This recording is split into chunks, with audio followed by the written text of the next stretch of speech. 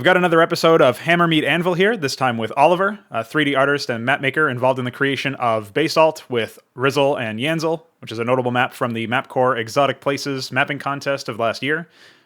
Previously to that, he did Iris with BubkeZ, who's notable for being the Mirage author and a longtime CS mapper himself. And then going further back, we got a hostage map Outpost, a diffuse map Garrison. Those are a little bit older in terms of the chronology, but since you're most recently, you've been focusing on 3D art and that sort of style, I wanted to ask you about theme, because this is something that I've seen a lot of mappers, veteran mappers, that they almost always stress, like if you're going to sit down and start working on the art for a map, you kind of want to have a theme in mind before you really get too far into it. And previously to that, maybe you're still in gray box mode, or maybe you're doing some light detailing that's like easy to swap out, basically like developer textures or something like that. So I was curious as to what your workflow looked like for going from that gray box mode where you don't have any textures and it's just blockouts to something resembling a finished product. What does that look like for you when you're trying to settle on a theme and then you actually start working on the art? I actually don't have one workflow. For maps like Outpost, I very much set out with the theme in mind, and then I worked out the workflow or the layout around the theme. For Iris, I got a gray box from BubkeZ, and I basically just had to figure out what the theme would be after I got the layout. And for Garrison, I already had the castle. It was based on a real castle, so I would have to work the layout into the restrictions of what the castle already looked like. So there's not really one way I personally worked, but I do prefer going from gray box to figuring out what the environments will look like. So you prefer like a style where you have a gray box, so you've got a layout in mind, and then you make alterations based on what the theme sort of provides you, like in sort of like you said like you have Outpost or Garrison where you already had some elements of it figured out thematically before you even sat down to make the layout. But do you prefer the other way where you're starting out with a gray box, sort of like what happened with Iris, and then you just build the art around that? Yeah, because it's kind of hard to think about the map abstractly as a layout when you're thinking about the theme, because you can quickly get kind of tangled up in trying to make it make sense in the real world or in the theme. And I think that's and that can kind of restrict your ability to design the map.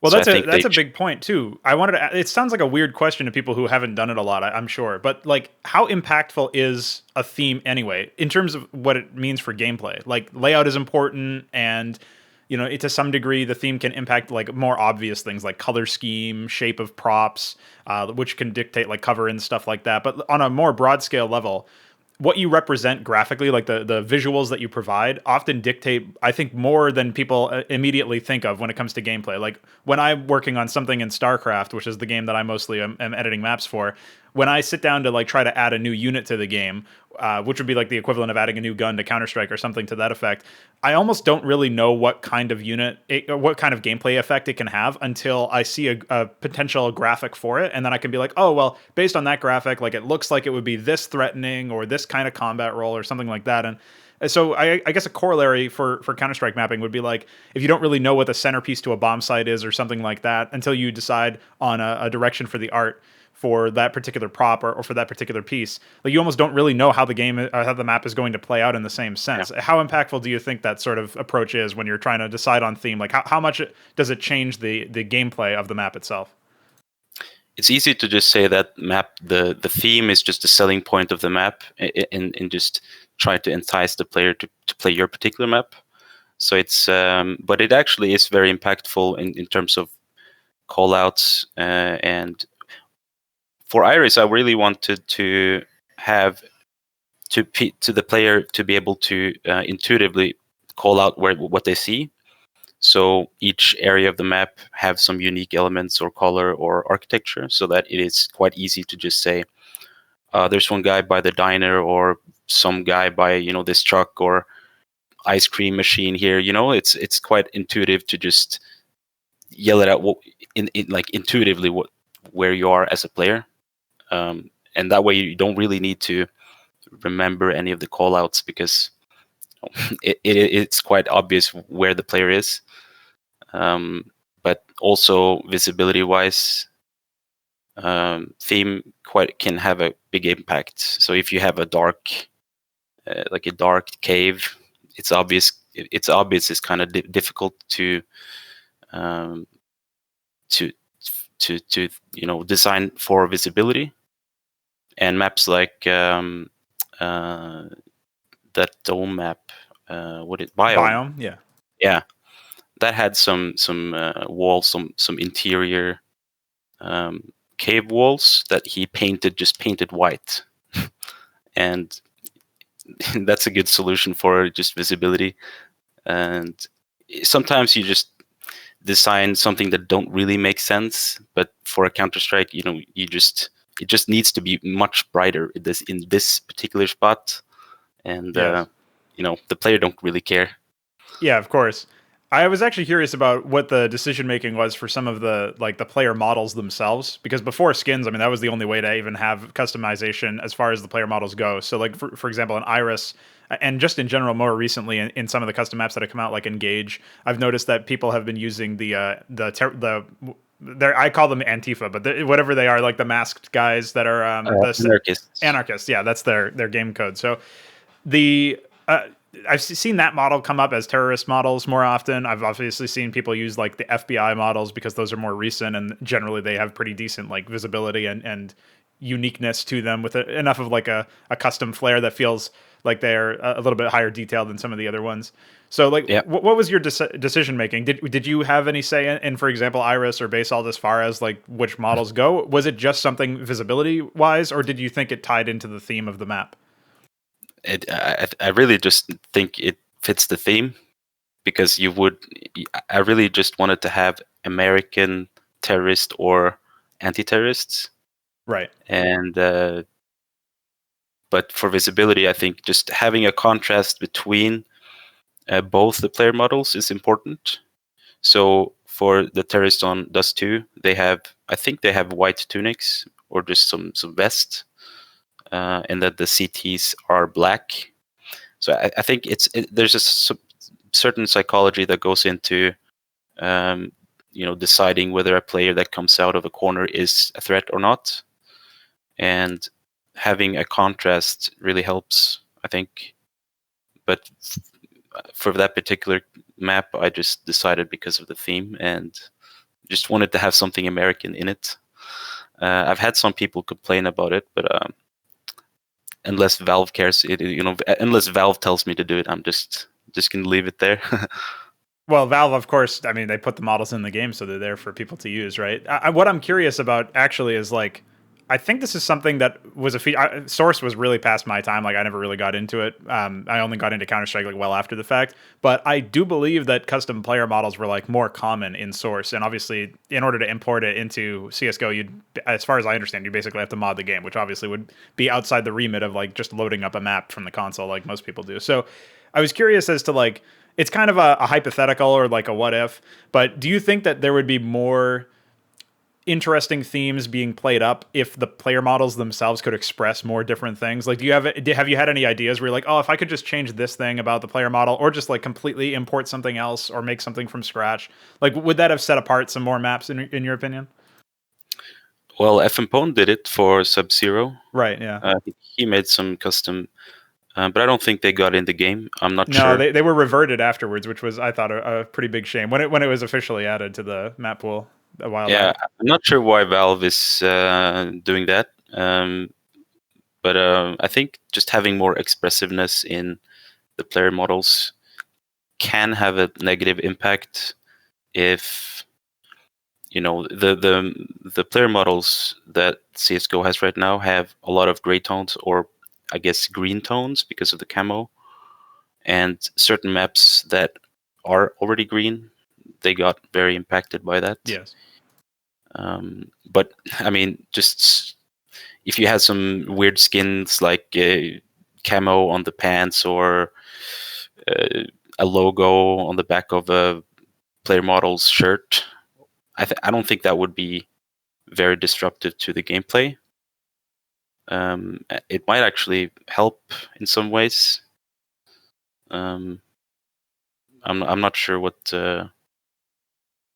I don't really have a strong opinion about like player models and and if they impact the game negatively. Well, of course, that was something that happened somewhat recently. I remember it like it was yesterday when they started adding the skins to the game, that the different agent skins that you could buy. And one of the things that this, I feel like it was like the perfect time to to sweep FM Pone's legs out from under him, because he had just released his new version of Cash, and it was super vibrant and super green and had like a completely different aesthetic than the original Cash in a way. And then he had to like continuously reduce it and change up, make compromises basically so that it wasn't as green, it wasn't as difficult to spot certain models, because certain models really did have that advantage. And some of those models got changed, but a lot of the times Valve resorted to updating individual spots on maps. Like Inferno A Apartments has an area that got brighter as a result, sort of like what you were talking about earlier, where they just like brighten up, they paint a surface a different color or something. Overpass got a few props removed because of that, for similar reasons, because there's just spots where like you couldn't even spot them. So there's a lot of cases where, like, especially it sounds like it was a really big headache for map makers at the time. I'm not sure if you ever really had to deal with that in particular, or if you were even really thinking about that when you were making your maps or your art. But what's your take generally on the agent skins? And like, is that a case where Valve may have gone too far with that, or do you think that it actually doesn't matter that much? It's not a good solution to change the maps because there's so many maps on the workshop as well. So I think a better solution would just be to have like a outline around the player model, or some sort of artificial glow, or something that would just increase the contrast around the silhouette. So changing the maps is just it's kind of silly, because it's a shame that what happened to FM Pone's map. He really spent a lot of time trying to make this map as good as he could for the new generation, I guess. But now it's kind of a shell. Yeah, compared to what it was, it's definitely many compromises down, many iterations down. But generally speaking, if it's not because you're trying to like deal with visibility issues to the same degree that he had to, I have seen a lot of people talk about like just the workflow of actually making art and getting it into the engine is somewhat difficult, and requires some back end knowledge. Like, just you might need to know a couple of different tools out there. And I was also, not only is it time consuming in that sense, from what I've heard, but I've also, like, just in my own experience, known that you combine that with the fact that usually your first draft is not going to be as good as your last draft. So you're going to be making changes, you're going to be iterating over stuff. Yeah. And specifically when it comes to themes, like, I was curious as to how many iterations you usually go through. Like in the case of, for example, Iris, where you were essentially in charge of giving life to the layout, right? And bringing it to life in that sense. Did you have to go through a large number of iterations, or did you kind of just settle on the one that we have now in that particular map? Yeah, I made so many changes to the map, visually and to the layout as well. I think just each set of building, I probably rebuilt like 4 or 5 times, because there's the whole map as a whole just have to work. And then when you work on one section of the map, you might spend a month or two, and then when you're like at the end of the other side of the map, you're suddenly a lot better at doing art and making models.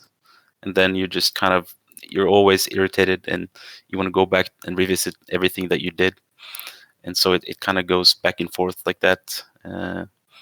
But the layout-wise, I think we went through not that many iterations, but all the iterations that we did, they were very impactful. The first gray box, there was a bridge on the B side. On B side, there's a window you can see over to the other balcony or heaven. On the T side, coming in, when you're walking in, you see that window? Or are you talking about the CT side one? Yeah, there was a bridge between both of those windows. Oh, wow. So you can walk over, right? Yeah, that's crazy. So we removed it after a playtest, and one of the mappers, he's called Exodus. He gave like one piece of feedback that just blew me away, and he said, what if you added a window? What if you could just shoot from this window and just peek to to the other window, right? So that you could hold and see if there's a person on heaven. And that pretty much just formed what we wanted that particular bomb site to play. And yeah, it's just some very deliberate and impactful iterations on that. Maybe 50 iterations altogether. I didn't count, but something like that. Well, it's definitely a big number, right? And most of the like mappers who are aspiring mappers, people who are coming up and they're interested in learning, I think they get it's a little bit imposing, or they get a little intimidated with the idea of having to rebuild a single building a bunch of times, or like you're saying, like make major iterations, maybe 50 major iterations, which not only is layout changes and nav mesh regeneration for the bots and all that, but it's also like a huge amount of art changes that can happen too. Like if you've finalized the art in a way, it comes to that point. One of the other points that you just made was the fact that like you'll finish one side of the map and go to the other side, and by the time you're done, your skills have leveled up in a way, and it's like your familiarity with the theme that you're working with has gone up, and so you feel like, oh, actually I can make some tweaks to this side, and you're never really satisfied. It's an interesting topic for me because I have this bad habit of having a sort of perfectionist angle, or historically I've had this problem where if everything is not perfect, then I don't want to say I'm done with it. But at some point you reach a point of diminishing returns, right? And this is something we've all had to sort of contend with. So I was curious how you avoid the problem of like forever being caught in this limbo of always working on the same map for a long time. Do you have a situation or like a certain, is it really like a just by feel, maybe like at some point you just say, there's not really much more that I can make, that I can improve, it's time to go, or what's that process look like for you? I don't really have to force myself to put the pencil down, but I definitely just go by feel. It's always still just painful to go back and watch your map because all you see is just mistakes. Yeah. It's just like there was an interview by Gabe Newell where he didn't really like Half-Life. He said he didn't like Half-Life because all he said was all he saw was mistakes and how they could have done things differently. And it is just like that when you look around the map, but you're also kind of, all right, it's good enough for me, and it's good enough for me to just move forward with this. And I kind of did what I set out to do. And it's a bit more motivating when you look back at each iteration, and especially if you look at your first art pass, and you can see there's definitely been a big improvement. And then you kind of have to decide if it's worth doing a whole nother art pass again. Yeah. But yeah, like you said, some mappers might be intimidated by the fact that you have to make so many iterations, but when you're in the weeds and you're kind of tunnel visioned and all you think about is, I want to solve problems, and there's just a whole lot of problems in this map. And so you just take each problem at a time, and then like 6 months go by and you're maybe done with the map. Have there been cases where you've sat down to work on a map, or like maybe cases where you thought you had some idea about what the theme should look like, or you're in the middle of finishing up an art pass and you get it implemented, you do all the technical side of stuff, you line everything up, you UV map, all of the nitty gritty, and then you look at it and you're like, this doesn't work at all. I've got to redo everything. Like, have there been cases like that recently that's happened to you? Oh yeah, it happens all the time, and I'm not afraid to just throw away something that I've made, and I've done it so many times, because it's very important to have it's very important to kind of distance yourself from your work and not be attached to anything, because you won't learn if you're attached to it, really. So there's been many props and many areas that I've had to just kind of delete and redo, and it's better if it's gone. Really, just don't think about it. Just have the mindset you want to solve a problem, right? And if it's a problem, even if you spend 10 hours making a prop, it's better if you just try again, really. So it's good to really try and have a mindset and don't really be attached to anything that you make. I think that's very healthy too, because then you can improve fast, and then you can also learn from feedback when people are telling you what they think. A question that I have generally, since I know that you've been involved in pretty high profile maps most recently, and obviously you've been doing this for a while. So when people are starting out with a new skill, usually what I try to encourage people to do generally, and this is what I also look to do in my own life, is I like to just sort of like what you're saying. I do a lot of iterations, or I work at something for a lot, and at the end of it, if I'm not satisfied with the quality, like you're saying, delete it, try again, or just like do better the next time you're doing it. And one of the benefits to this is, like you're saying, you do learn very fast and you get to build up your skills. But the drawback, or one of the things that people sort of bemoan the fact, is that unfortunately, that means that most of the things that you're making, if not all of the things that you're making, are not really going to stand on their own merits, right? Like if you're going to sort of line them up and say, how good is this thing that I made? If you remove the fact that you had all of these lessons that you learned and it had a lot of value subjectively to you as a creator because it helped you level up your skills, removing that, like setting that aside, there's not really much value in some of the earlier stuff, right? Some of the stuff that you're doing when you first get up. So I'm curious as to like, do you feel like you're in a position now where most of the things that you like, your real aspirations are not necessarily to focus as much on improving or leveling up your skills, but more to just create really good maps or really good art for really good maps? Is it more about like the end result now, as opposed to the process of learning and improving? Because obviously you can't really go away from that necessarily. It's always something that happens if you're really applying yourself. But it's different if it's like a focus where you're, all right, I don't care what the quality is at the end of the day, I just want to do something and level up my skills, versus I'm actually setting out to make a good map. Is that more where you're at right now? Yeah. When you start out with a fresh new layout, and like one of the scariest thing in the world is just a blank canvas. You don't know where to start even. Where do you start? Like as you make maps and make art, you kind of get a gut feeling of where it's good to start and where it's bad to start. But it's very important to think, okay, I need to fail first. It's like a design principle: fail first. So just put something on the layout, just make something, right? Just make a gray box or an art pass, and then you could, as long as you have something, then you can work with it. And over time you just get better, and you make less mistakes, and each iteration you do are more impactful. So I've always thought about, in the first map I made, I thought I just wanted to finish one thing, right? I just want to finish this thing, and then I'm proud of myself. But for Iris and for the maps that I might make in the future, I will think about the layout first, and just, okay, well, the layout needs to be good. Otherwise, there's no point in making the map, really. But yeah, you make less mistakes over time, but it's important to don't really think about the fact that you are going to make mistakes, because you are definitely going to make mistakes, but you just need to be ready to be able to see what the mistakes are so that you can solve the problems. So it really never ends, because your taste is always more advanced than your ability to design, and you're actually, so as you get better at designing, your tastes also evolve. So that's kind of why you're never satisfied with what you do, because your tastes are much more advanced. Yeah. But you are getting better, so it's just good.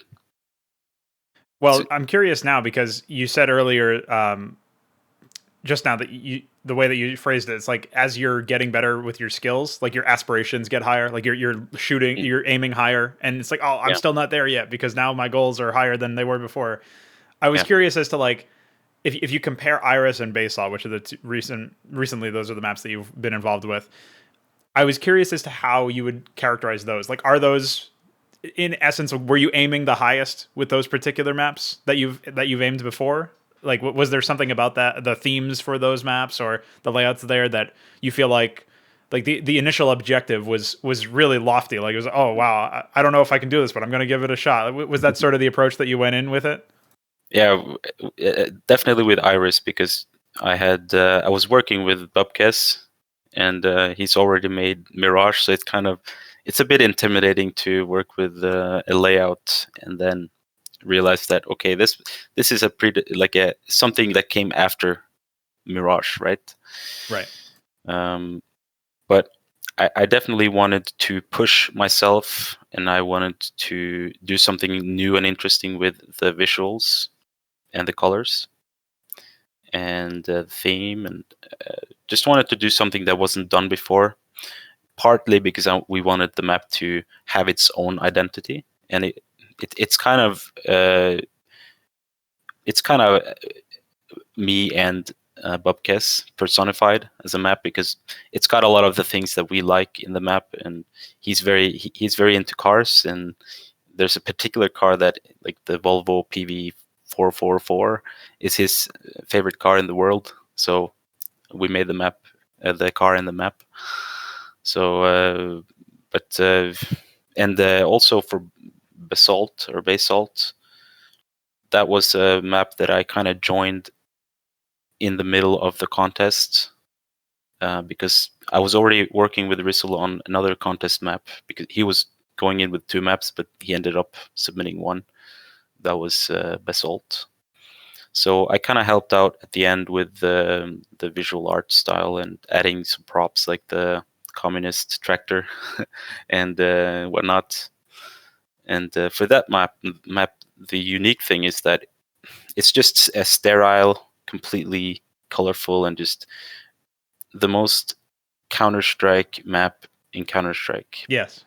You don't want any bullshit in the map. You just want clean walls, and you want, good visibility and good layout. That's really what the players want. So Rizzle and Jensel and me, we tried to deliver that. That was definitely something that I picked up on when I was walking through it. Is the very striking colors. Like you were saying earlier about Iris's layout, where you have something intuitive to say, "Oh, like that guy is over at the diner." In Basalt, it was something similar, right? Because you've got a wooden area, like wooden house or building over by the B-bomb site, and then there's a lot of colors, striking colors around the T side area into mid, and like. It's almost color coded in a way, but it doesn't feel out of place. Like sort of like what you were saying earlier about players in Counter-Strike maps. They don't really care if it makes sense. Like they're not really there to smell the flowers and to look at all of the pretty lights and say, oh yeah, like really ponder the reasoning behind some of this stuff. Really, they're there to like shoot people in the head. So like that's what they want to be able to do, and that's what your map is really all about, is like shooting people in the head, planting bombs, defusing bombs, that sort of stuff. So it was definitely refreshing at the time to see a map like Basalt like be focused on delivering like a really good environment for players to play in, and less worried about just have less clutter, less worried about selling an image or a theme. And despite the fact that it seemed on its face, like initially, it seemed like quite a simple map aesthetically, it had a lot of interesting things about it, like those, I think the salt pillars or whatever they are from I believe the map is based around Iceland or something like that, if you might be able to know.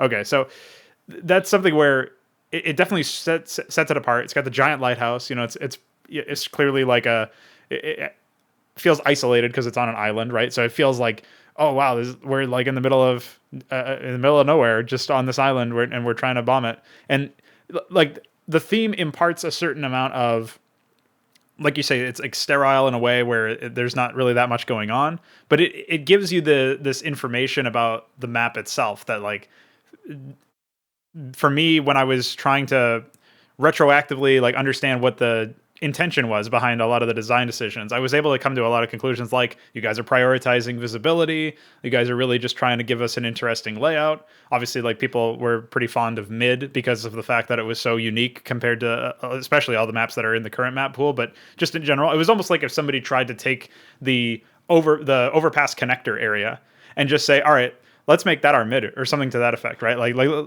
forget about like the actual bathrooms area, just the connector. That's our mid. Like, in a way that there was some element of that from what I saw. So like, what would you say about, obviously this is a map that you said that you entered into partway through its development, so I'm not sure how much of an impact that you personally felt you had on the map itself, but what would you say, generally speaking, to Basalt as a map? Like, what do you think its strongest suits are, generally speaking? It's got a very clean art style, and in a way, it's very bold. In the way that, and very confident in the layout. Rizzle is the one who designed the layout, and he's very good at actually doing iterations, and he play tests very often, which is just something that I don't do. But I think just the strong suit of Basalt is just it is a bold map. It's quite simple, and I think it's just a map that I think players are going to like to play on over and over and over. So replayability and that boldness, where it's almost like, this is the map, come have fun. You know, it's inviting in a way where it's one of the things that really strikes me. Some people in the mapping community, when we announced the map before the contest was over, they kind of hated the name. Some of the people hated the name because, you know, Basalt is kind of memey. Yeah. And then the colors, people just said it's very strong color wise. Maybe you could tone it down a bit.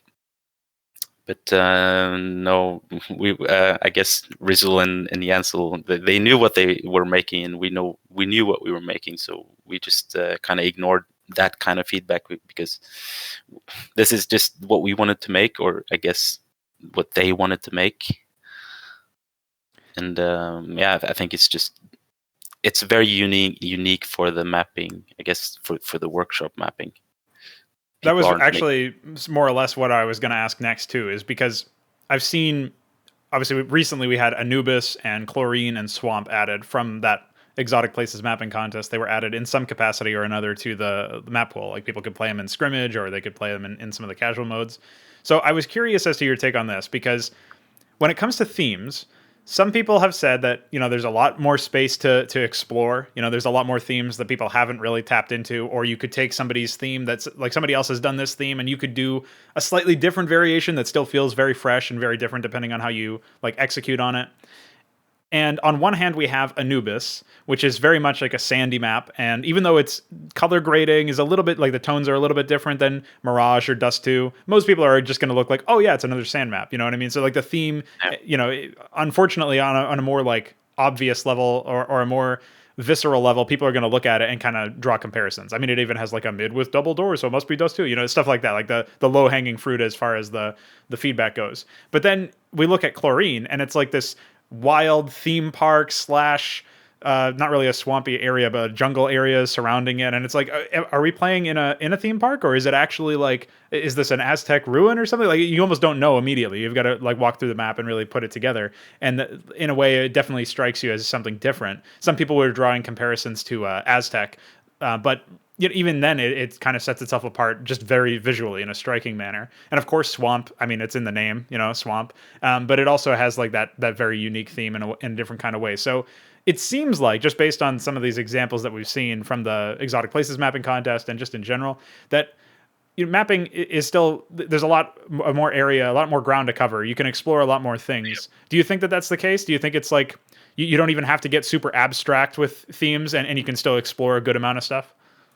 Yeah, because I think I see a lot of mappers, they are hung up on places, and they say, okay, there's not really many places that I can do that are unique anymore, because the mappers have covered every ground right now. But that's not really true, because when you think about theme, it's not really about the location.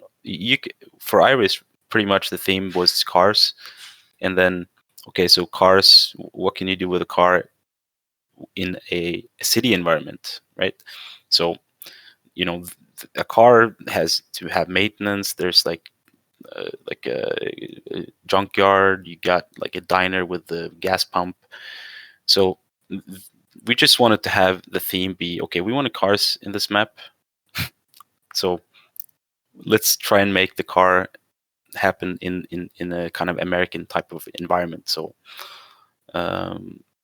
can you repeat the question again? I just yeah. Well, the question is, are mappers like missing the point if they say that there's not really that many more themes to go through? Because like you're saying, yeah. They may be hung up on places in a way. They're like really focused on what the environment art should look like. But in Iris's case, the theme is actually just an object in the map, or several objects in the map. Like you're talking about cars. So like you could actually attack figuring out what your theme is. Like you could take a different angle on that even, and come up with like just building your theme around pumpkins, like go nuts. Like there could be pretty much anything. Is that what you think, generally speaking, that people are like focused on like the wrong thing, or overly focused on one thing that doesn't lead them to the promised land of having a bunch of different themes? Yeah, definitely, because if you're hung up on a location, then you can miss out on very interesting situations. Because sometimes if you think about a location, like, okay, I want a factory. What kind of factory do I want, and what can a factory help me achieve with the layout? One way you can think is, okay, if I have a belt wheel or a sort of uh, like a moving tray, how can I design a layout around that gameplay, I guess, gimmick? And then the theme is kind of forming with the layout, and that's very helpful. But yeah. Well, that's something that Rift map did recently, right? There's I think it's a wingman, but not only wingman map for the wingman contest that recently concluded, and that's a map that has that like conveyor belt where you can just ride it, and they only used it in one spot on the map, but in theory you could build an entire map around that if you wanted it to be more gameplay impactful. I'm curious actually as to like, see, earlier we were talking about visibility, we were talking about painting walls white or just making things look a little bit different. I was curious as to how impactful you think you could actually make that in terms of gameplay. Like the obvious idea would be have some destructible lights. You can shoot out the lights, suddenly you might be there and they don't know. Like it's a different take, right? It's something that we haven't really seen before. And then there's another map that I was curious about recently as well when it comes to like destructible things is Rampart, which originally was also part of the Exotic Places contest. And this map by Spa originally had a giant wall that you could just shoot out and walk through. And that was one way to get onto one of the bomb sites. But recently they changed it over to just a window that you shoot out the window wall and suddenly you can see stuff. Like, is there a sort of like underappreciation for destructible things, or things that like you can tie into the theme but are actually impactful in the gameplay in a direct manner, like they're interactable in a way? Like, is there something that map makers should be focusing on, or is that not for every map? Like, does presumably every map doesn't need something interactable, but like, what's your take on that? Would most maps benefit from that? Yeah, if you think about map design or layout design, you don't want to have chaos. So if you have destructible elements, obviously it can be chaotic, and it's got a lot of potential for exploitability. And also there was a CS source map that had just sort of every single time the map was reloaded, the layout was different. Yes, because there was some walls that opened or closed, and it sounds like a cool idea, but in reality, just you don't want to complicate your layout. You don't want to add chaos to the map, because players don't really like that. You want the map to do one thing. Maybe you could add in sort of like in Swamp, they added the swamp so you could walk slower. Yes. You're punished for walking in the swamp, but you can get a better position if you actually walk through the swamp. So in that way, you can set up for interesting gameplay situations, but it's hard to design around it, because you're actually creating new mechanics to the game, and you need to explore it and see if it's good or not. Or I think just like for Swamp, it's just sort of punishing, so it's not really that it's not comfortable to walk around it. One thing that they could have done it differently in essence was like find a way to just have the layout sort of encourage you to take these like risky, longer like pathways. It would accomplish the same thing without messing with the mechanics. Is basically the idea, right? Is if their pathways were longer, so it took longer to walk there, but it still gave you a good position. That would have been like one way they could have attenuated that. I think they ended up removing that mechanic, because when I played it recently in CSGO itself, it no longer slows you down. So yeah, I wonder. Yeah. Still speculation as to if that was a Valve mandate or if that was the map makers' decision themselves, because I think it's mappers did. Okay, yeah, that's one of those cases where seems likely that they probably got a decent amount of feedback and realized, as much as this is a unique calling card, our map is pretty unique just visually. Should probably be decent enough in that regard. We don't necessarily need to slow the player down when they go into water every single time. So especially when the map is like so heavily based around water as well. And it's very easy to kind of get a tunnel vision when you are designing the layout, because if you're having a cool idea, let's say I want to have an elevator in the map or have some sort of dynamic element, it's kind of hard to decide if it's a good idea or not. So, but one thing that I would say with regards to just the design is, if you think about every map as having opportunities and restrictions, I think it's a bit more. It's easier to design a map, because you can, if you want a specific encounter to happen, or you want the bomb site to be played a certain way, then you start to design around that principle. You want the bomb to be planted in this area, and you want players to flash over this wall, or you want this situation to go in this certain way. I think that can hurt the layout more, because then you're trying to kind of meet your own expectations.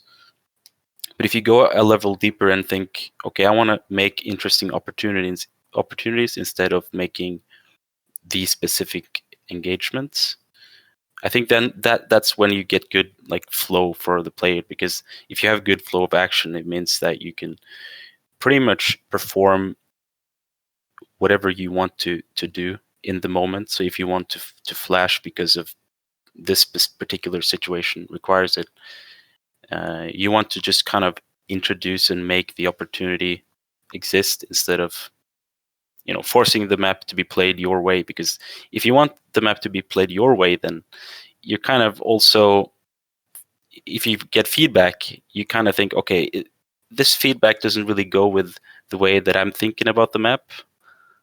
And then you're kind of locking yourself into the wrong way, and you're not open enough to kind of, the map isn't fluid enough for you to make good decisions, pretty much. Yeah, you kind of have to rely on getting it right the first time if you're only going to listen to your own internal feedback in that same way, right? And that kind of goes back to like, you want to distance yourself, and you also just want to think about the map in a holistic way. So how does the map work as in the whole, as a whole? Because if you make changes to a path, it kind of has a ripple effect throughout the entire map. So designing a map is kind of like a chess game. So you have to be awake when you do things like that. So just giving and receiving feedback is another thing that's kind of hard to do, because people give a lot of crap feedback. Yes. It's very hard to kind of just like take in feedback and, okay, is this helpful? What is this guy doing? Is he just telling me what to do, or is he presenting the problem? And that's what you want to do. You want to have, okay, there's a problem here, and I've presented the problem, and now you as a mapper, you can decide how you want to solve the problem. Because if I say, I just want to have more cover in this bomb site, you're kind of just telling the mapper what to do, and that's not good. Yeah, you kind of have to go a very deep level, like many levels deeper than what surface level feedback is like that. Like if somebody says, I want more cover, you almost have to think, all right, they're telling me that I should add more cover. So let's put that to one side and say, like, why did they want more cover? And then maybe look at a demo they recorded, or something like a video walkthrough that they may have made, and or like just play test it enough yourself to see, like, essentially exploring whether or not this is a valid claim and is something a valid concern. Now, the problem is, if you get a lot of feedback, you're going to be doing a lot of investigating. And at some point you almost have to say, like, I'm confident enough in what it is, or I'm confident in my own ability to make a similar determination and come to the same conclusion as that guy if I play test it enough. So that'll be something I keep watch for, but I don't need to tunnel too deep. But it is unfortunate that a lot of the times when people are giving feedback for custom maps, that ends up in that way. And when you get feedback, you have to think or ask yourself, is there a problem here? What is the problem? And is there a problem? And if I fix this, would it help? Right? And so how do you answer the questions, right? Is there a problem? If I implemented this feedback, what opportunities would happen, and would it kind of reduce the restrictions? Because you want a lot of restrictions in the map. You don't, because if you have no restrictions, then the map is just chaos, and that's not good at all. The players, they can't make smart decisions if there's not enough restrictions. Yeah, if there's too many decisions to make, they're going to get stuck somewhere. So yep, this definitely. I was curious about your take on going back to themes a little bit.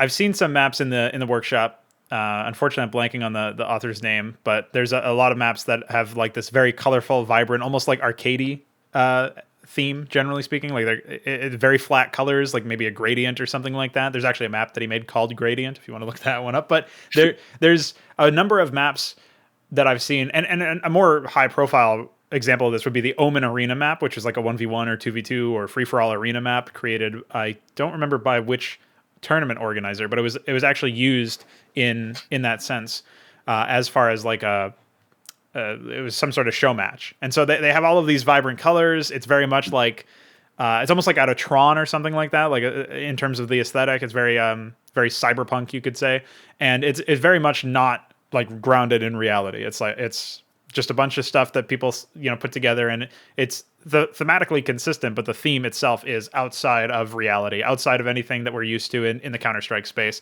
Very much like pure visibility and allowing you to like take different angles, and they don't care about whether or not the shapes make sense. They just want to provide you with interesting angles of attack.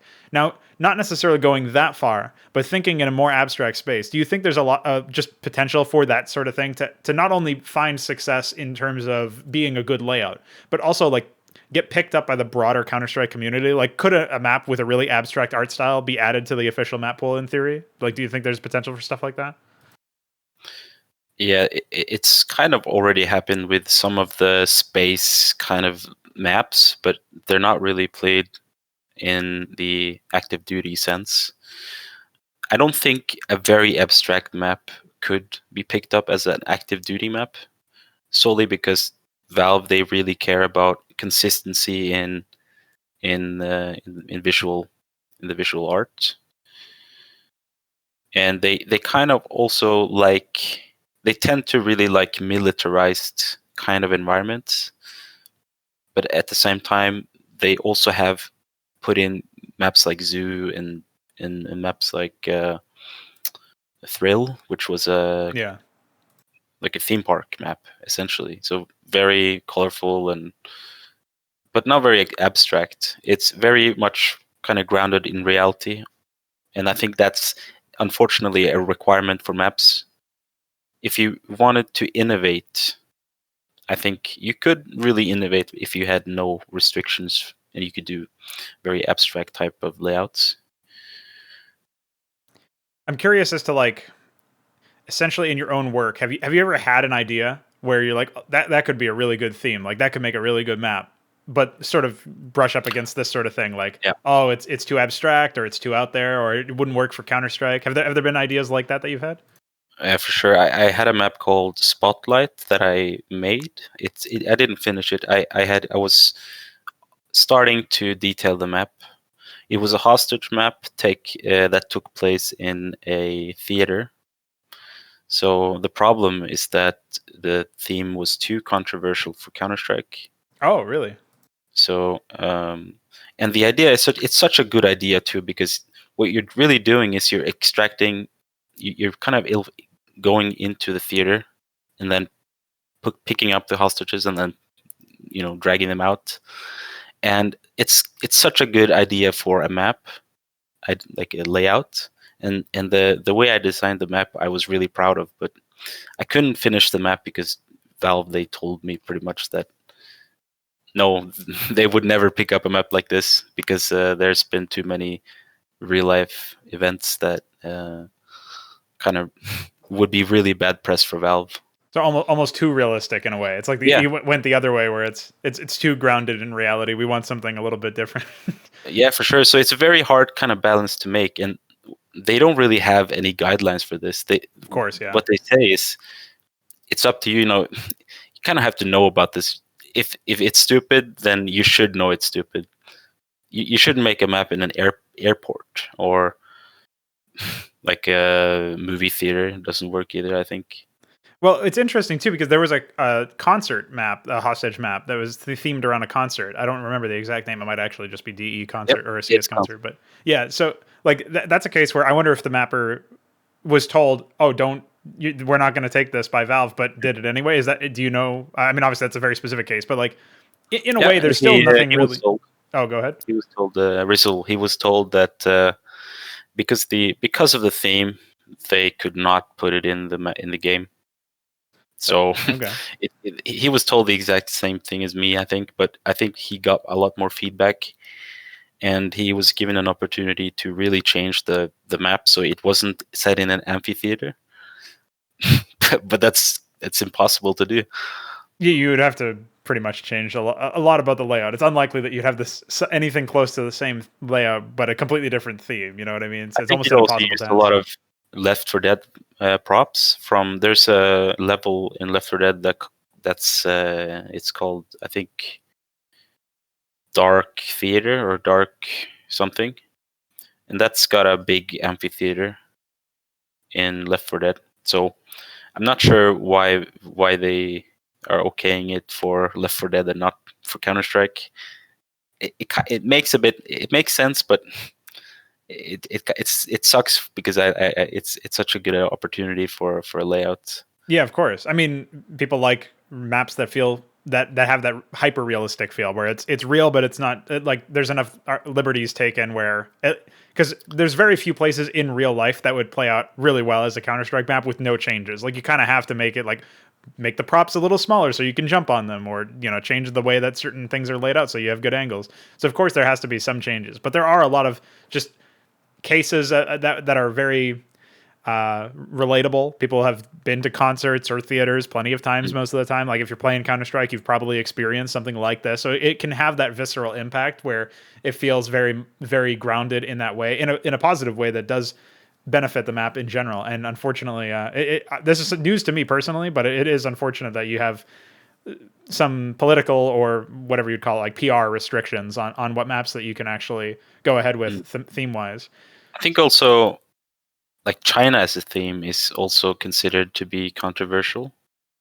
Yeah, I can only wonder why that is. Obviously, they have to censor everything that goes to the Chinese version. Yeah, I guess that map just wouldn't be in the Chinese map pool. I don't know. Yeah, no, I don't think so. Yeah, unfortunately, some areas of Counter-Strike play by completely different rules. It seems so.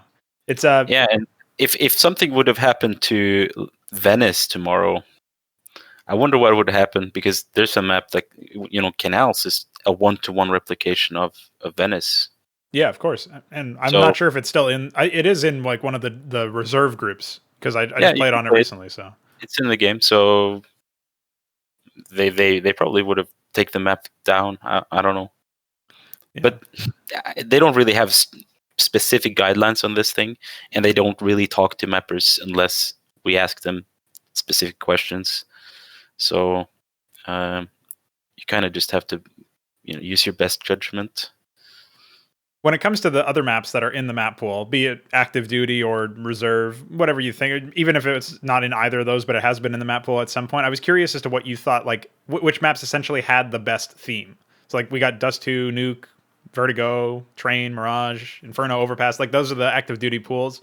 But is there one map that stands out to you as like having the best theme? A lot of the maps are centered around a location, like Train. Okay, Train's obvious. Inferno, it's like Italian. You got Dust 2, whatever, Middle Eastern town. But I think Overpass is the most interesting in terms of theme, just because, okay, the idea here is the bomb. One of the bomb sites is under a bridge, and the other one is over a bridge. And it's got a very Half-Life 2-ish theme where you're kind of messing around with a canal, and then there's a nice park. So setting the map in like Germany, or it's in Berlin, I think. It doesn't really matter what country this would be. So the setting is, okay, there's a bridge and there's a bomb site under and then over. Well, what can we do with this? And I think that's just such a good idea for starting out your map project, because your map gets taken in a direction that is just, it can be very interesting if you're thinking like that. Yeah, so it's interesting because like a lot of people I've heard have said like they almost go the other way, where they say if your map could be set anywhere, it's almost like seen as a negative. But in a way, it's actually, you know, I can see an argument for it being better, because you're dealing with a situation where like the geopolitical situation that you're in doesn't matter as much as what's right in front of you, like what you're actually playing on. And so if you can really capitalize on that theme, like you're talking about with Overpass, it ends up playing better or feeling better, or at least it has it dominates the space a little bit more. Like it makes more sense to you. It speaks more to people who are looking for that. Like they don't care that it's in Germany, really. Like almost like in a way, Train is kind of similar. Like they have the Soviet stuff all over the place, but it could be anywhere. Like if you took that out and did a different art pass on it, it could be somewhere else too. So those do seem to be like the maps that feel like they survive the most. You know, that they have something defining about them that is not related to where they are in the world. Vertigo is kind of the same thing, because the interesting thing about Vertigo is it's taking place inside of a rectangle, and so you have very strict edge on the map. And if you wanted to increase timings or decrease timings, you can't really stretch the map very much unless you want to make a lot of work for yourself. So the big restriction in Vertigo is just, okay, it's a rectangle place, and it's in a skyscraper somewhere. So if you wanted to add paths or reduce timings, you would have to do it vertically and in that space. So I think theme-wise, that's very cool, because you're super restricted with your area, and it can be very nice to have that restriction when you design the map. And yeah, I think Vertigo is kind of interesting like that. For Dust 2 and for Inferno, you could always kind of stretch out the map, because you could just add more buildings or add new paths. So it's very convenient in that sense. So yeah. Do you think that had something to do with why Vertigo has seen so many, in many cases, radical changes down the last year or so since it's been added to back into the competitive map pool? Because like personally, I've made no mistake, like made it no secret in the previous episode of this show that I'm not really a big fan of Vertigo myself.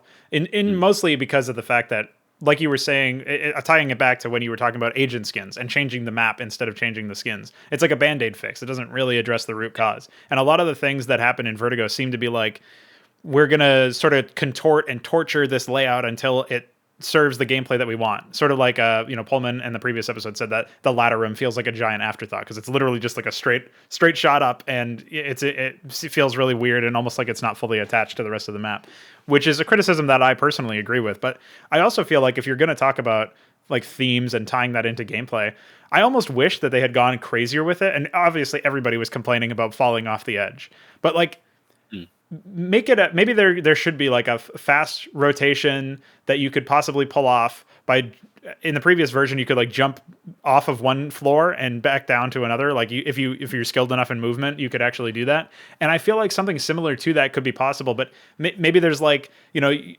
in old like 80s and 90s TV shows, I always see like people hanging from this giant apparatus and like painting a wall or a poster or something, and they're on this like raised platform. You could even have something like that where, I don't know if it would have to move or not, but you could have that like as a prop on the outskirts that would sort of extend the boundaries of the map in a way that it's not a perfect rectangle, but in a way that allows you to maybe like in a high risk, high reward scenario, you're very vulnerable when you're doing this. You could just get shot. If you get tagged while you're jumping, you could just fall to your death. Like it would be pretty, high risk, high reward in that sense. Like that's something that they could have done to capitalize on the theme, I feel like, in a way that maybe would have helped to, it would have gotten the same objective done of improving the map or improving timings or doing whatever they were trying to do without feeling like it was just tacked on in a sense. Like, do you think that criticism is fair generally of Vertigo?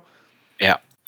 So I'm not sure what decision, what made Valve really revisit Vertigo, but I'm pretty sure just was an employee at Valve that really liked the idea of Vertigo, and then he kind of spent some more time on it, and then once he'd kind of tried to do what he wanted to do, then because they're Valve, they can just force a new map on the players. So yes, okay, so they had an idea, right? And is this a good idea or not?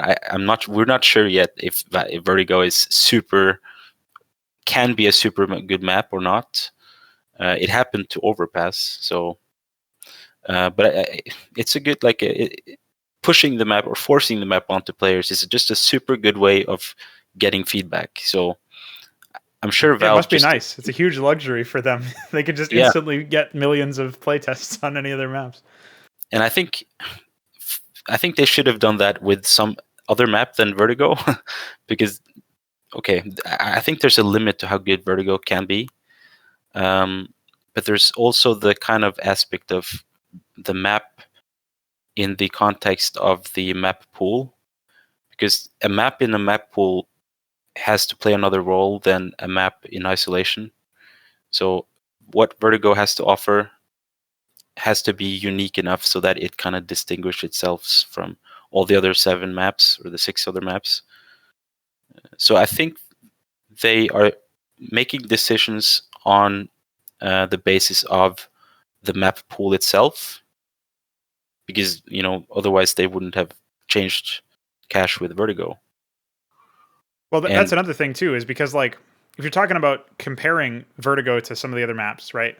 Like cache was oftentimes compared to Dust 2 for having a very simple layout, being kind of like an A map almost, like to the extent that any map is an A map in CS. That would be an example of one, potentially anyway. So because it was more like defaulty in that sense, and we already had Dust 2 for that, I kind of understand where they're going. But at the same time, when they put Dust 2 in, I mean, from a thematic standpoint, Mirage and Dust 2 are very similar. And then when you go back and look at like the anatomy of the map, like Dust 2 short is a direct inspiration for Mirage short, right? In a similar way, where so like, not to say that the maps are identical, obviously, but they have enough similarities both in visuals and in layout that it feels like almost like a repetitive in a sense, right? Redundant to have both of them in the competitive map pool. They do offer different things in a way, but to some extent you have to wonder like how much more different could things be if you had like a map with a really different theme and a really different layout that then not only those individual maps but every map combined, which is sort of what you were getting at with Vertigo. I think like it feels very much like a complete departure from everything that we've seen before in the map pool, like when it came in. I think that's what you have to do when you are designing a map pool, because in a best of 3 scenario, you very much have to plan your strategy around which map the other team is good at. And if it's easy to kind of dismiss a map because you don't really like it, and you may not like it because it's very different from the maps that you actually do like to play, and that gives you an opportunity to really study the map and see what is this map trying to do and how can we play this map the best we can play it. And I'm sure that Vertigo it still has a way to go in terms of its layout. But I'm not sure I like the map myself. I've played it a couple of times, and I think just to sum up the map, I think the point of the map is it's supposed to be more fast-paced than the other maps. And so if you kind of put attributes to the maps, what is this map fast-paced? Does this map have long sight lines? And you kind of categorize the maps like that, then you could try to understand why Valve makes decisions on the map pool themselves. Well, I feel like while many people are critical of of Vertigo in terms of it being a departure, right? Like it does have very unique attributes, like you're saying. One of the things that I do think, like the problem that I'm having is I'm in an unfortunate position where I personally feel like it's appropriate to criticize Vertigo and the example, but the goal is still good. You know, the goal of having a different map that has a very different layout. Recently, there was some analysis of Art from Furia, who really plays, you know, just very aggressively generally. But on this map, he's a very close quarters opper. And you don't really get very many opportunities to see at a pro level, high skill, close quarters opping, because for the most part, you're looking at long lines of sight, right? You're looking at rotations that are a little bit longer. You're looking at not being, you don't know where they are at all times because of audio cues, like on Vertigo, right? There's a lot of things that are very different about that. And in a way, like you almost hope they don't continue to make compromises, because like we talked about cache earlier and how the thematics had to take a very big hit as a result of the agent skins and just feedback generally. And I feel like to an extent the same thing is happening, but in a gameplay sense, to Vertigo, where they're not really making compromises on the core theme, but like they've changed out the forklift for a box. You know, it's much less interesting, but it's more consistent. So like that's an example of a compromise at the A ramp that feels very strange. And initially they had all those wall bangs, and that was like a calling card of the map, and maybe they went too far on the A site. But in the same way, it was kind of a calling card. It was something that you knew about Vertigo. Like, oh, there's this area where there's a lot of spam potential. You can just wall bang through this this area on the A bomb site. And then, of course, there's the fact that people were making fun of Valorant for having a map that has 3 bomb sites. Well, Vertigo is the CS map that has 1 bomb site. Nobody goes B. It's like almost an afterthought for teams. Like they put one guy over there maybe, and they throw some utility to try to bait some stuff out. But it's almost treated like a connector or something. You know, it's not really treated like a bomb site usually is historically. And maybe that's okay. Yeah. Like maybe that's something that we can have in CS. But it definitely bucks a lot of trends generally. And I think that it's good to underscore the importance of that, because like what we were talking about with themes and exploring different things, but also with layouts, like you want to have different gameplay generally. Yeah. You do have to ride that line. It's very difficult to do, because you have to make things consistent enough within Counter-Strike so that you're not playing a different game when you play this map. But you also want to make things different enough so that this map feels like a different map and not another map. And like, do you have any ideas as to how, like maybe how you could improve some of these other maps in the map pool, or Vertigo as well? Like, do you have any ideas for how to make it so that they don't feel like a carbon copy of another map, but they don't feel too different, like maybe some people are saying Vertigo does? Yeah, I think you have to kind of go on a deeper level when you make these decisions. One thing that's got to be said is that Valve's priority is to make all the weapons in the weapon layouts viable. Yes. So everything from the pistols to the shotgun to the snipers, everything needs to be viable. Like they have to be a viable option. Otherwise, what's the point of the gun? So I think Vertigo is also like it's a kind of an attempt to make certain weapons viable, or maybe that's another attribute to the map pools where each map has a certain viability for weapons, and for Vertigo there's certain rules. Like it's probably not a good idea to buy an op on that map. Maybe it's more shotgun friendly. And then you kind of have to analyze the map based on what you have right here. So, but yeah, I think that's just how Valve is just making the decisions. And yeah, Vertigo is it's and another thing is that the fact that people don't really go to B or A is unfortunate, because you really want to have equal reasons to go to each bomb sites. If there's no reason to go to A site, then the map doesn't work. It's broken. Yeah, in a way, right? I was curious about, I have a couple of questions sort of departing from the CSGO map pool generally. I wanted to talk a little bit more about the map making scene as far as custom mappers go, because we talked a little bit about Valve's relationship, how you guys some of you guys have a direct line in there that you can ask some questions. So I wanted to explore that a little bit more. Is that something where they make themselves available to answer direct questions for many mappers, or is it a select few? Like, I'm not sure if you're even really able to speak on that, but do you have any info for us on that particular question? Yeah, sure.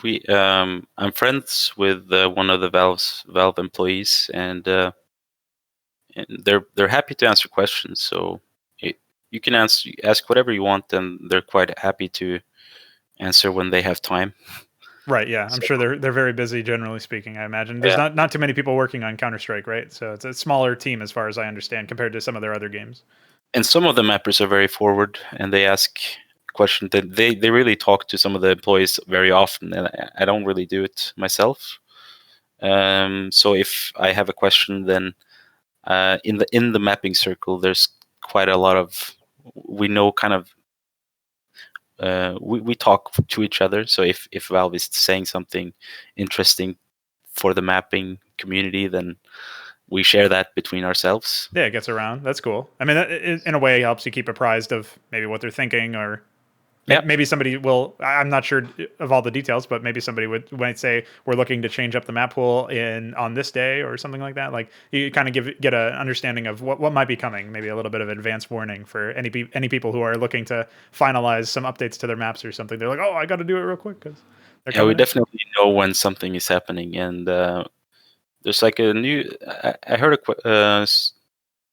some of the, like, one mapper asked Valve about Source 2 and what their priority is regarding it, and the biggest challenge is to preserve the workshop.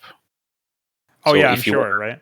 so if you want to migrate from Source 1 to Source 2, you really need to have sort of a conversion tool ready, and that's what they are making. Well, So, that's pretty big news generally because, like, obviously that's been a huge thing that the community has been asking for. It's almost like 128 tick servers, Source 2 engine, give us all these yeah. things, right? And, like, I'm not sure this is a secret, but but yeah, they are. That's the plan, is to migrate to Source 2. yeah, it was And reported that they were definitely looking into it. Some people had said, "Oh, it might be coming soon," but that's generally people who are just like trying to trade their stock a little bit in some rumors, right? But generally, that doesn't surprise me because I'm coming from like the RTS scene, and a lot of games have had sequels or remasters, and things have just broken as a result. Like, if the company doesn't put enough effort into making sure that whatever new architecture, whatever new code base they're looking at, whatever changes they've made, don't negatively impact the rest of the maps, it almost certainly will break stuff. So in a way, it's actually quite refreshing to know that Valve at least recognizes how important the workshop is, and will port the skins and the maps, or at least be attempting to. They have updated the engine since Nuke came out. And one interesting thing that I noticed in the new Half-Life game is that they used some of the props from Nuke in the new Half-Life game. Oh, okay. And that kind of tells me that like they're working on new tools for CSGO or for Source 2 in general, then they kind of use these things over and over between games and projects.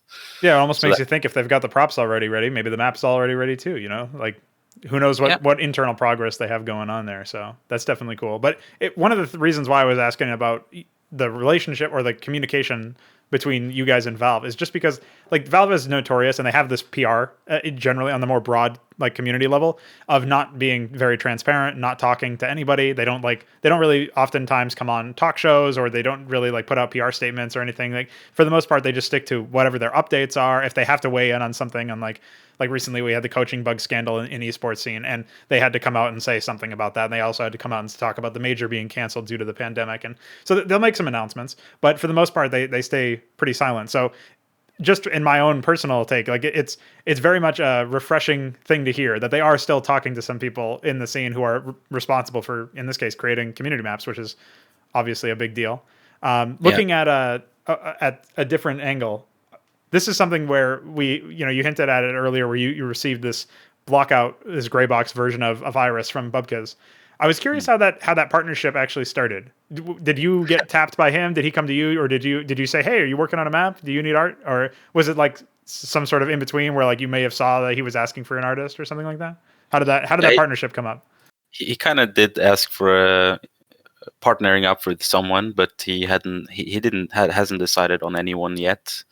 But the reason why he actually contacted me was because at the time I had a profile picture of George Costanza from Seinfeld, and he's a huge Seinfeld fan as well. So, and that's why he contacted me, really. That's an interesting origin story.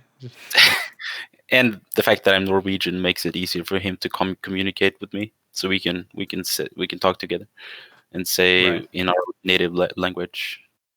Well, yeah, of course, you don't have to do that like thinking in another language thing that you're having to do right now, for example. So that definitely can help, I'm sure. And in a similar sort of fashion. Oh, go ahead. Yeah, we are hanging out on the Mapcore Discord, so there's a community of mappers that talk, and so we did get to know each other on the voice chats there. That's noting. Cool. The question that I have then is it in a similar line of logic, right? Like, how did you get tapped for Basalt in the same sense? Did they approach you? Did Rizzle and Yenzel say, "Hey, we need some art for this," or did you just spot that they were working on stuff and decide to offer your services? How did that come about? Yeah, I was already working on a map with Rizzle, and we decided not to finish that map, or just kind of take a break from it, because we wouldn't be able to finish it before the deadline. So he did approach me and ask if I could help them to finish their map, so that at least they would have one map they could enter with. So, that makes sense. And me and Rizzle and Jensel, we're already friends from Mapcore. We talk a lot on the forums. So one thing I've noticed about up-and-coming mappers, like people who are really just starting out, or maybe they've made a couple maps, like made a small wingman map or something to that effect, and they're looking to get in. I noticed they do often work solo. Like even like when you were working on Outpost, you said that was all you, for example, and presumably Garrison as well, right? So yeah, like situations like that, people coming in, they're trying to like cut their teeth. They're trying to figure out like what their skill set is. Are they more suited to 3D art? Are they more suited to layout? Can they do a little bit of both? In a situation like that, do you think that younger mappers, who just newer mappers to the scene, should they enter into more collaborations? Should that be something that is done more? Because what I'm seeing is maybe you could talk about like your opinion on collaborations in general as well, because I'm seeing a situation where some of the best maps that we've seen from the community are coming from 2, 3, maybe even more people working on it collaboratively at the same time. Whereas previously, it was always known, probably because the tools were simpler or the expectations were lower from an art perspective, that like, you know, one mapper could do it and it would take less time generally, and, you know, it'd just be one guy. Like, what's your take on collaborations, and do you think that that's a useful tool for newer people as well? Personally, I started out doing everything myself, and I think it's very good practice for your patience and for just designing a map all by yourself in the beginning.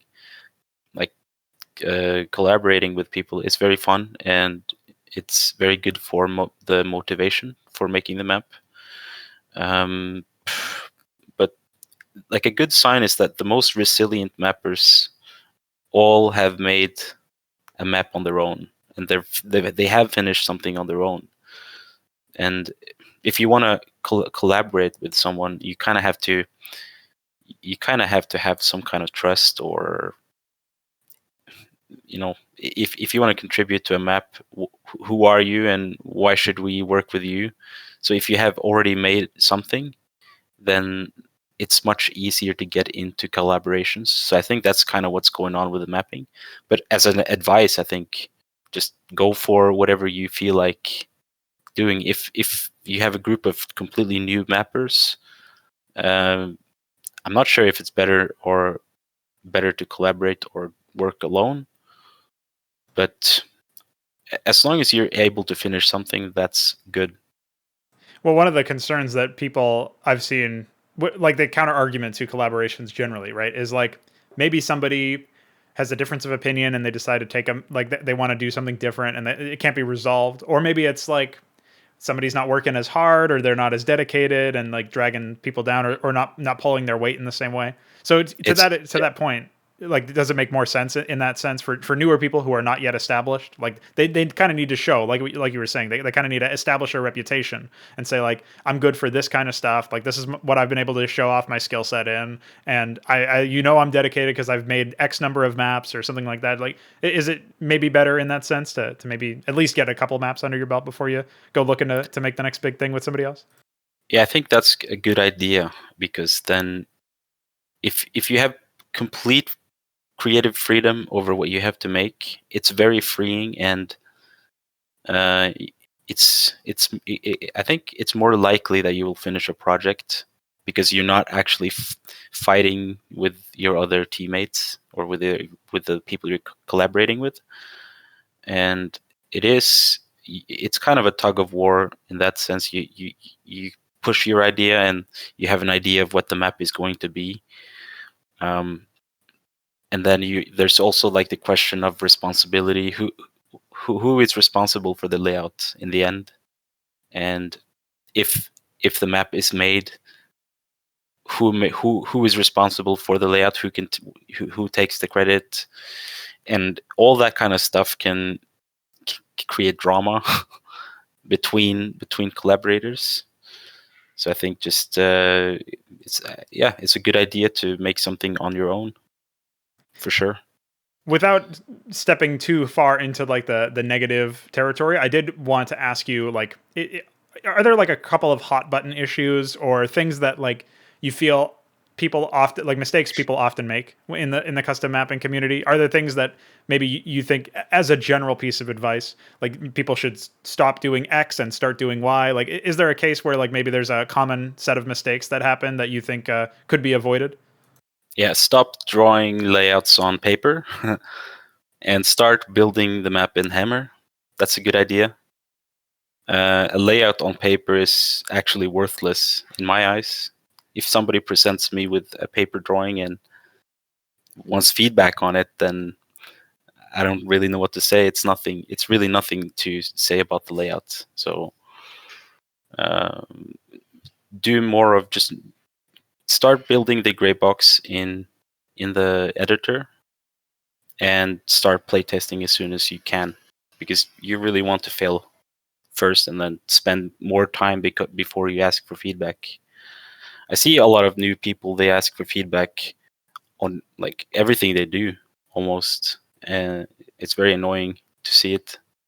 So it's hard to give good feedback when that happens, for my own sake. And the other thing that I think people should stop doing with regards to giving and receiving feedback is stop telling the mappers what to do, and instead just present the problem. So it's equally as difficult to receive feedback and interpret it as it is to give it. So people need to learn this, I think.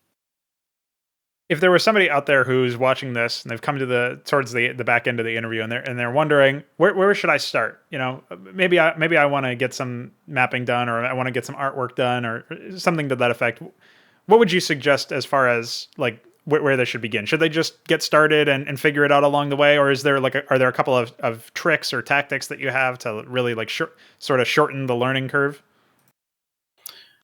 Yeah, if you can understand why the maps in the map pool work, then you're making less mistakes. Because I've seen a lot of new mappers, they want to do something just because it's never been done before, and then they're kind of ignoring the fact that the mapping scene has been around for over 20 years, and people have been mapping and figuring out what map structures work and what don't. And if you start out and you're new and you're fresh and you want to do and you make a unique layout without really understanding what makes a map unique and what makes a map work to begin with, then you're kind of wasting your time in the beginning. And I think it has to be said, it might be helpful to learn the difficult way as well. But I've seen a lot of people just give up. There's not very people kind of give up on the first hump, and That's not a trait that's in any of the mapping, like the mappers you see on the in the game or on the top of the workshop. Right. All of these people have been through the first hump, but they kind of learn from it.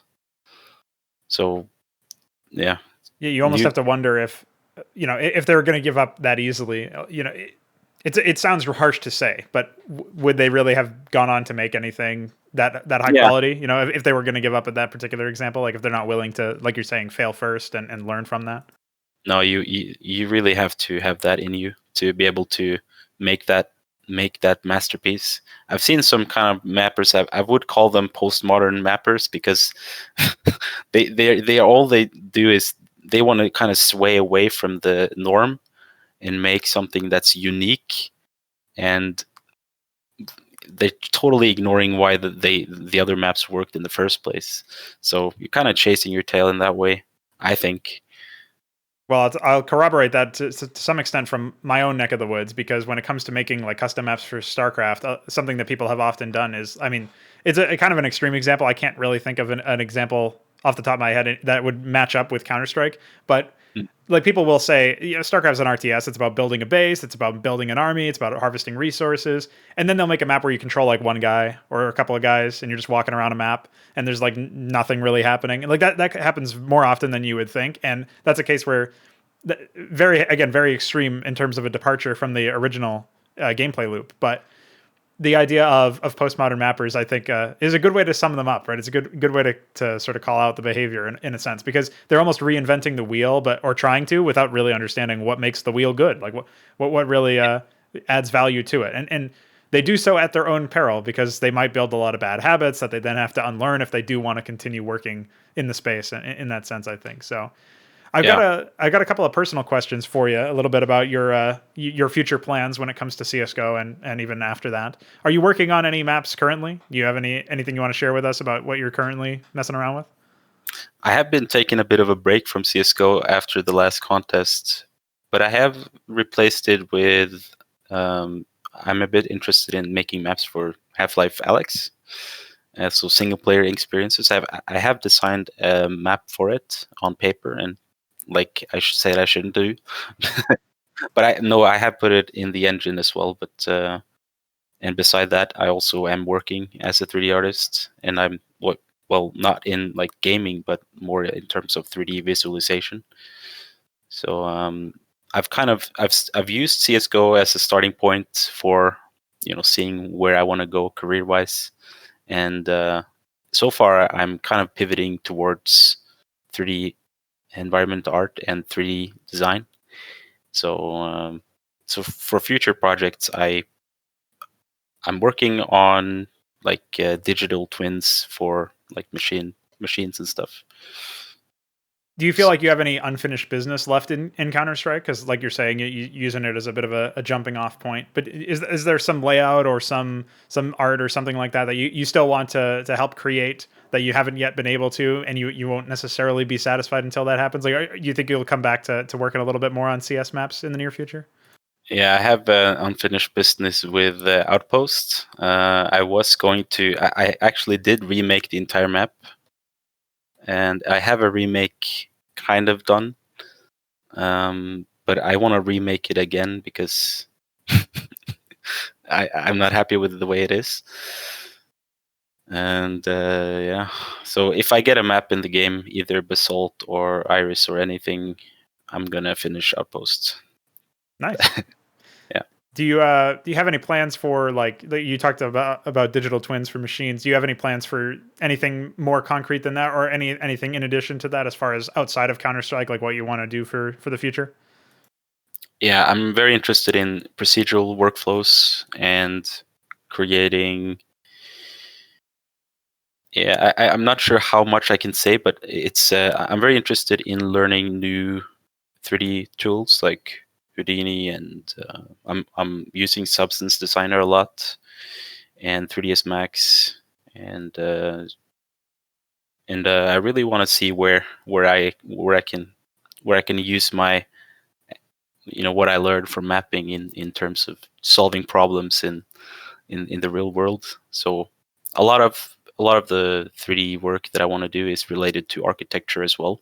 So architecture, visualization as well. So all the 3D knowledge that I've gathered from Counter-Strike is also useful in these kinds of working fields.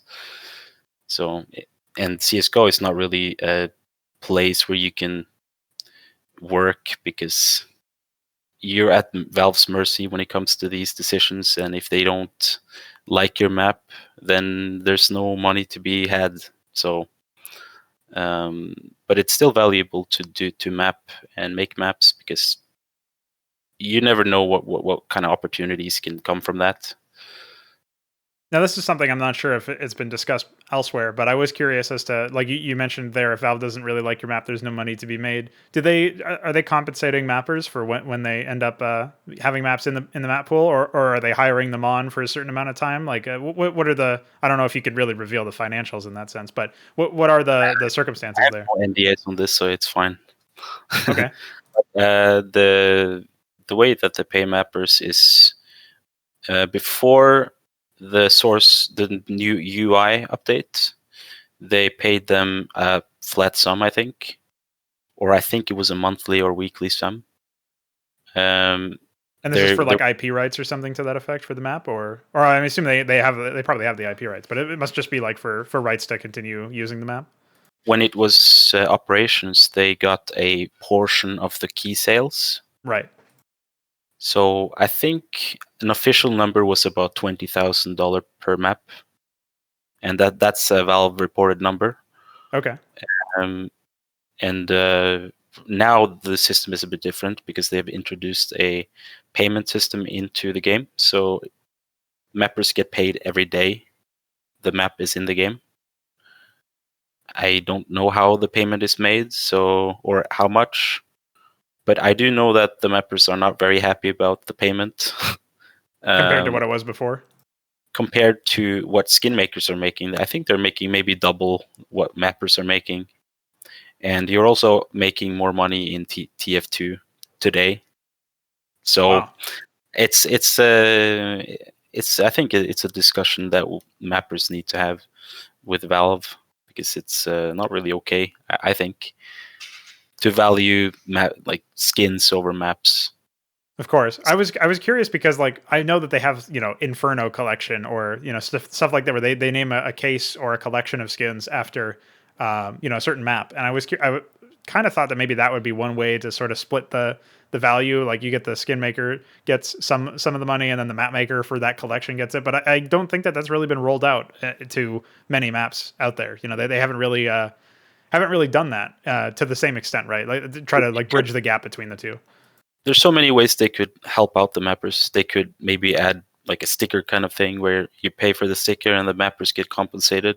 You could add like a coin that people could buy or they could achieve if they play the map enough. So I think they have a long ways to go with incentivizing playing new maps, because you can't really just put a map in the scrim play mode and then say, okay, people aren't really playing this game mode, so the map is bad. Right. Because you haven't given people equal reasons to play the maps, so you can't conclude that the map is bad or good. If you force people to play these maps, then you could kind of get more an objective answer. And if they forced community maps onto the game, who knows how far the maps could go. It's definitely an open question in that sense. As we're approaching the end of the interview, I was curious if you had any sort of final thoughts for us, and any last ideas you wanted to get across or have us think about. Yeah, right now there's a Faceit hub for Mapcore that usually playtest maps. So if you're personally interested in checking out and playing these maps with real people, you can go and play on the Faceit Mapcore hub. There's a EU, and then there's a US, and I think there's also like a Indonesia hub as well. Yeah, I saw they were expanding outward to service a few more communities. So that's been very helpful with regards to receiving feedback, because Iris has been there a few seasons, and we have got a lot of feedback, and I think it's one of the few maps that people are really enjoying. So yeah. All right. Well, thank you very much for your time. I appreciate you coming on, and good luck with all of your future endeavors, as we say. Yeah. Thank you.